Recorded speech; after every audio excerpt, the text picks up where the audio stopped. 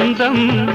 ఇంటికి తొలి చూలు పిల్లాలు అందం జన్మ జన్మల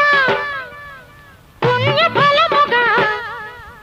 జాలువారు పసి పాప నవ్వులే ఆలు మగలకు అందం ఇది చెరగని ప్రేమకు శ్రీకారం ఇది మమతల మేడకు ప్రాకారం పండిన కలలకు శ్రీరస్తు పసుపు కుంకుమకు శుభమస్తు కనివిని ఎరుగని అనురాగానికి